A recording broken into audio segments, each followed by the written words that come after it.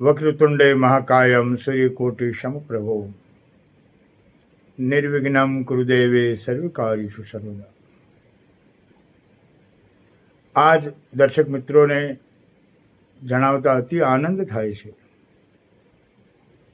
કે ગુરુકુળ વેડ રોડ પર અમારા આદરણીય એવા પરમપૂજનીય પ્રાત સ્મરણીય એવા અમરીશાનંદજી મહારાજના વ્રદસ્તે આજ પ્રથમ મીટિંગ ગણેશ ઉત્સવ સમિતિની કરવામાં આવી છે, જેની અંદર અમારે અનિલભાઈ બિસ્કીટવાળા તેમજ સ્વામી શ્રી વિશ્વેશ્વરાનંદજી મહારાજ, પરમ પૂજ્ય લક્ષ્મણ જ્યોતિજી મહારાજ,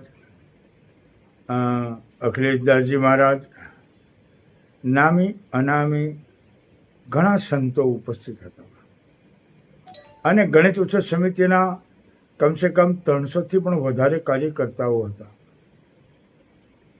અને દરેક કાર્યકર્તાએ ખૂબ જ શ્રદ્ધા અને વિશ્વાસપૂર્વક લાભ લીધો છે. દરેક કાર્યકર્તા પદાધિકારીગણ એવં કાર્યકર્તા જેઓને પદ આપેલા છે, દરેક આજે આ મીટિંગની અંદર ઉપસ્થિત રહ્યા છે. તમને બધાને ખૂબ ખૂબ સાધુવાદ. મિત્રો, ગણેશ ભગવાન જે છે એ આપણા 33 કરોડ દેવતાઓના આરાધ્ય દેવ છે અને એમનું આજે પ્રથમ મીટિંગ જે ટૂંક સમયમાં ગણેશ ઉત્સવ આવી રહ્યો હોય ત્યારે એક સંતોની જવાબદારી હોય અને આ જે ગણેશ ઉત્સવ સમિતિ અમારા સંતો દ્વારા ચાલી રહી છે અને એમાં આપ એક ધર્મના સ્તંભ સ્વરૂપે અમને સહયોગ આપી રહ્યા છે. આ તો બધા જ દેવતાઓનું નહીં, આપણો બધાનું કામ છે. એટલા માટે આજે આ સમિતિમાં આપણે બધાએ એક નિર્ણય લેવાનો છે. વિશાળ કાયની મૂર્તિઓ પર પ્રતિબંધ લાવે. સરકારમાં પણ અમે રજૂ કરશું કે બને ક્યાં સુધી નાની મૂર્તિનું આયોજન થાય. ઘણીવાર પુલની નીચેથી ગણપતિના હાથ, પગ, આ તે વગેરે કાપવું પડતું હોય ત્યારે લોકો જોતા હોય છે, ત્યારે બીજા જે મજહબના લોકો છે એ આપણા માટે શું વિચાર કરે છે? આ બધા વિચારોને ધ્યાનમાં રાખીને દરેક હિન્દુ ભાઈઓને મારી એક નમ્ર નિવેદન અને અપીલ છે કે બને ક્યાં સુધી મારા અટલ આશ્રમમાં 3 ફૂટની મેટલની મૂર્તિ મેં મૂકેલી છે અને આજે 12-13 વર્ષ થઈ ગયા છે. અનિલભાઈથી માંડીને દરેક ગણેશ ઉત્સવ સમિતિના ભક્તો જાણે છે આ વાતને. શાસ્ત્રોમાં એવું કીધેલું છે કે ગણપતિની 12 વર્ષ જો પૂજા તમે કરો ભાવથી, શ્રદ્ધાથી, વિશ્વાસથી, અને આપણે તો 10 દિવસ કેવો આનંદથી પૂજા કરવાની છે અને એ દરેક સોસાયટીમાં એ પૂજા કરવાનો કાર્યક્રમ બનાવવો. જ્યારે વિસર્જન કરવાનું હોય તો અમારા ગણેશ ઉત્સવ સમિતિ દ્વારા એક નાની મૂર્તિ રાખવામાં આવે માટીની, એનું તમારે ઘરે જ વિસર્જન કરવાનું. સરકારના લાખો કરોડો રૂપિયા બચે. સરકારની સાથે પોલીસ તંત્ર, એસએમસીના કાર્યકર્તાઓ દરેકને લાભ કરતા નીવડશે.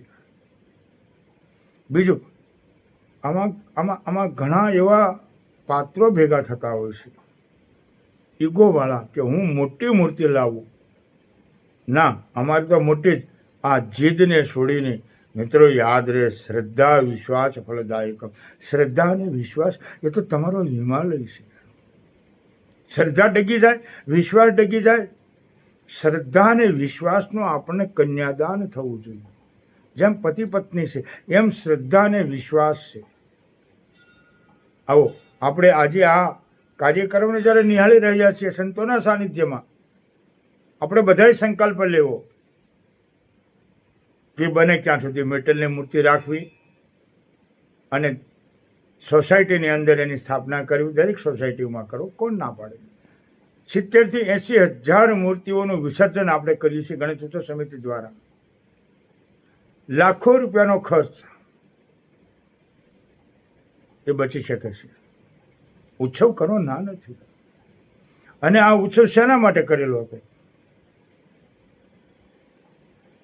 અમારે લોકમાન્ય તિલક મહારાષ્ટ્રમાંથી જ્યારે સંગઠનની જરૂર પડી ત્યારે એને ગણેશ ઉત્સવ સમિતિનું નિર્માણ કર્યું. હવે આપણે બધા એમાં થોડો ફેરફાર કરવાનો છે. મહાપુરુષો તો એક બીજ વાવીને ગયા અને હવે આપણે બીજને કલ્પવૃક્ષ કરવાની જરૂર છે. આજે ગણેશ ઉત્સવ સમિતિનું નામ દેશ વિદેશ સુધી થઈ રહ્યું છે. એટલે બને ત્યાં સુધી નાની મૂર્તિ રાખવા નમ્ર વિનંતી છે, અપીલ છે મારી. અને એનું વિસર્જન કરે. અને મેટલની મૂર્તિ કોઈ પણ ગણેશ ભક્ત સોસાયટીમાં હોય તેના ઘરે એ મૂકી દે અને પૂજા અર્ચના કરે. તમને એક જ વાર ખર્ચ છે 15-20 હજાર કે 25,000-50,000 રૂપિયા. પણ એ 12 વર્ષે એવું કહે છે કે સિદ્ધિ વિનાયક બને. તમારે સિદ્ધિ વિનાયક જવાની જરૂર નહીં પડે મિત્રો. આપણે આ કાર્યક્રમ કરવાનો છે. આજ સુધીના અમારા જે દરેક કાર્યક્રમમાં દરેક ભાઈ ભક્તો, દરેક હિન્દુ ભાઈ બહેનોએ અમને સહયોગ આપ્યો છે. શરૂઆતથી તાપી શુદ્ધિકરણ માટે અમે ચલાવ્યું અભિયાન, તો તાપી બચાવવા માટે અભિયાન ચલાવ્યું અને સરકારશ્રીએ પણ સહયોગ આપી અને બધી વિસર્જન કૃત્રિમ તળાવની અંદર કરવામાં આવ્યું છે. એવી રીતે આ એક અભિયાન આપણે ઉઠાવવાનું છે. નાની મૂર્તિ, મેટલની મૂર્તિ, નાની મૂર્તિ માટીની, એનું વિસર્જન કરવું અને મોટી મૂર્તિ આપણે 12 વર્ષ પૂંજાયની કરવાની. ગણપતિ તમને બધી ઈચ્છાઓ પૂરી કરશે. એ ગણેશ છે, 33 કરોડ દેવતાનો નાયક છે અને એ આપણા આરાધ્ય દેવ છે. હમણાં આજના દિવસે માનનીય આપણા વડાપ્રધાન નરેન્દ્રભાઈ મોદી, જેઓએ આ સંસ્થાનું નામ ન લીધું પણ એવું કીધું કે સુરતની અંદર ગણેશ ઉત્સવ જે થઈ રહ્યો છે એવો ઉત્સવ પૂરા ભારત વર્ષમાં થવો જોઈએ. નાની મૂર્તિ રાખવી, જો એમને પણ બહાર મૂક્યો છે. આપણે પણ આવા મહાપુરુષનું નિવેદન હોય એની પર ધ્યાન આપવું જોઈએ. આપણી સરકારે પણ નોંધ લીધી છે. કેમ? આપણું કાર્ય એવું છે. ગુલાબ ખીલે અને ખુશ્બુ આપણને ખબર પડે કે હા, આપણી ગણેશ ઉત્સવ સમિતિ અત્યારે ફલી ફૂલે છે. આપણે એવો સહયોગ આપવો જોઈએ કે ગણેશ ઉત્સવ સમિતિ દ્વારા સારા કાર્યો થાય. જે મોટી મોટી મૂર્તિઓમાં આપણે લાખો રૂપિયા ખર્ચ કરીએ છીએ, એ ગરીબોને પુસ્તક વિતરણ છે, અન્નદાન કીટ છે વગેરે કંઈ પણ કાર્યક્રમ કરી શકો છો. આવો આપણે સાથે મળીને આ ગણેશ ઉત્સવ સમિતિના કાર્યને બિરદાવીએ. અને ટૂંક સમયમાં આવી રહ્યો છે ત્યારે એક કાર્યક્રમ મેં જોયું, મારી પછી અમરીશાનંદજી મહારાજે પણ કીધું કે બટુગીરી બાપુએ જે કીધું છે ને, મને પણ વિચાર આવ્યો કે અમારી મોટી મૂર્તિ હોય આવું એના મંતવ્યમાં નહીં કીધું કે એને ક્રેન દ્વારા ઓલું ઇલેક્ટ્રિકના સાધનો દ્વારા ઉપર નીચે કરવાનું. પણ મને બાપુનો વિચાર પસંદ પડ્યો. હું પણ મારે ત્યાં નાની એક મૂર્તિનું સ્થાપન કરીશ અને મેટલની મૂર્તિને હું પણ સ્થાપન કરીશ. જો અમરીશાનંદજી મહારાજ જેવી વ્યક્તિઓ નોંધ લેતી હોય અને એવો સંકલ્પ કરતા હોય, અને આ ટૂંક સમય છે આપણે બધા જોવામાં મળશે. એટલે આજે ગણેશ ઉત્સવ સમિતિ દ્વારા જે સંતો દ્વારા આયોજન થઈ રહ્યું છે અને સરકારનો સહયોગ મળે છે, એસએમસીનો સહયોગ મળે છે, કમિશનર શ્રી મિટિંગો કરે છે, અમને બધાને બોલાવે છે. શું કરવા જેવું છે? આવા આરાધ્ય દેવ તે દિવસે આપણે ગણપતિ દાદાને રોડ માટે રઝળતા મૂકી દઈશું. 10 દિવસ એક બાળક પેદા કરી અને બાળકને આપણે રઝળતા રસ્તા પર મૂકીએ છીએ. એમ જ આપણો ઈષ્ટદેવ છે. બીજા ધર્મવાળા કોઈ આપણી મજાક ન કરે એનું ગણેશ ઉત્સવ સમિતિ ખાસ ધ્યાન રાખવાની જરૂર છે.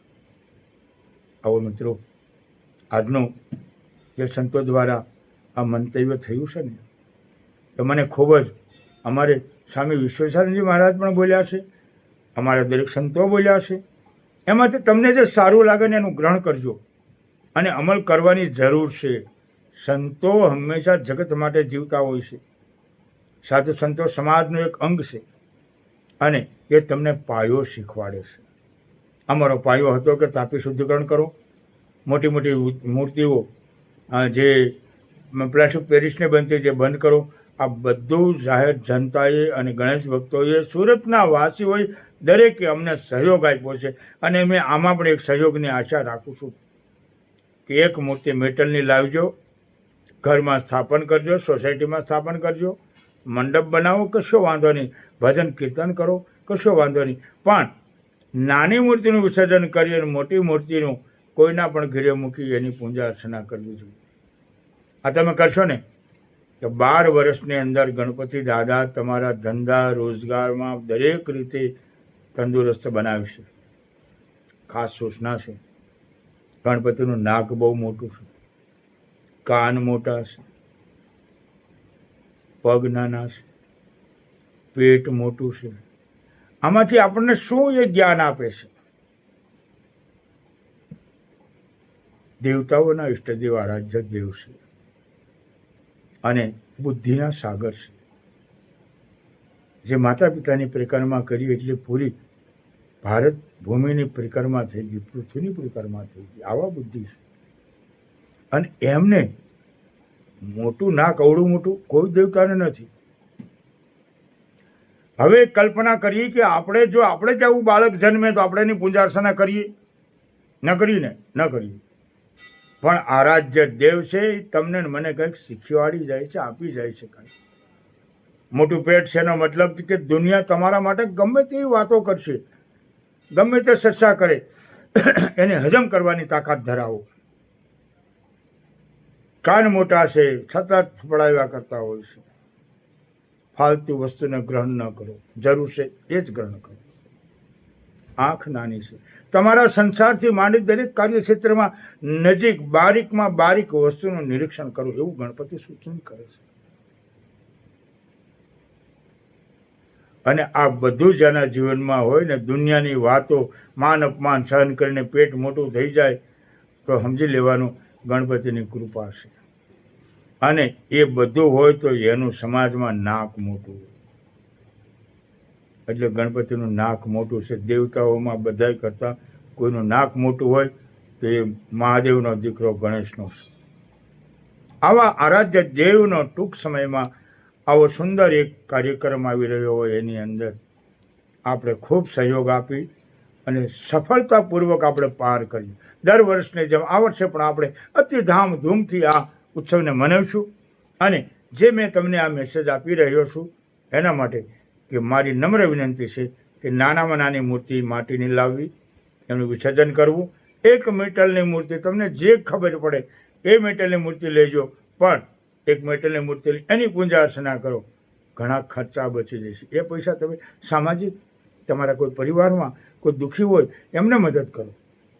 ખૂબ ખૂબ તમને બધાને મને સાંભળ્યો. અને આજે અમરીશાનંદજી મહારાજ આ બધા સંતોના સાનિધ્યમાં મિટિંગ થઈ ગઈ છે. આપણે બધાના આશીર્વાદ લઈને છૂટા પડશું. સાથે દરેક ગણેશ ભક્તોને જીવનમાં ગણપતિ ભગવાન તમારા જીવનમાં પ્રગતિ, વિકાસ અને ક્રાંતિ કરે, તંદુરસ્તી આપે એવી મંગલ કામના સાથે જય શ્રી ગણેશ, જય શ્રી ગણેશ.